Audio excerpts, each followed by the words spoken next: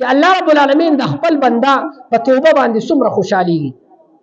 حدیث کې راځي نبی کریم صلی الله علیه وسلم فرمایي چې الله رب العالمین د خپل بندنه چې کله د الله ته توبه وباسي او استغفار کوي او الله رب العالمین ته جاړي دومره خوشحاليږي. لکه یو مثال ورکړی دی، یو سړی په لاره باندې روان دی، یو اس رضان سره روانستو په لري سفر باندې روان دی، په دې اس باندې رضان سره توخه خودي را د خوراک سکاک اشیاء ځان ته خودي دي او به رضان سره خودي دي، نور د ضرورت سيزونه رضان سره خودي دي، په لاره باندې روان دی. یو ځای ته ورسېږي ډېر لوګت سفر وکي الته راکو چې ماسپښین ټایم دی او وای چې را لګ دمه شمه لګ ستړی شوی ما او لاس چې کم دی نو سر ته کیږي او سترګې پټې شي او خپل سورلي یو موږي ته وتړي چې کله دی راویښ شي یو لږ ساعت پس او سترګې وغړی اس نشته دی،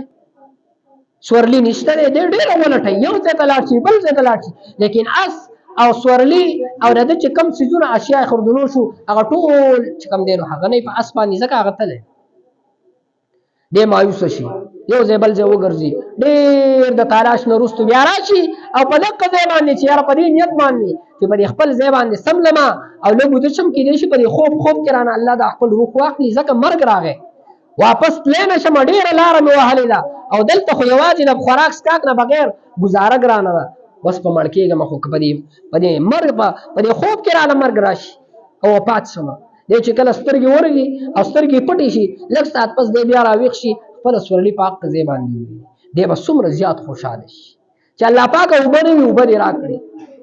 خوراک انتظام نه خوراک دې راکړو، سورلي نه سورلي دې راکړه، دوباره ژوند دې راکړو، دی به د ډېرې خوشحالۍ نه غلط شي، سبقت لساني به نه وشي، دی به وایي اللهم انت عبدي وانا ربک، غلط بشي الله پاکه ته زما بندې او زه دې رب یم، ته مې بندې او زه دې رب یم، د ډېرې خوشحالۍ نه به داسې ووایي. پکار داسې ده چې اللهم انت عبدي اللهم انت ربي وانا عبدك،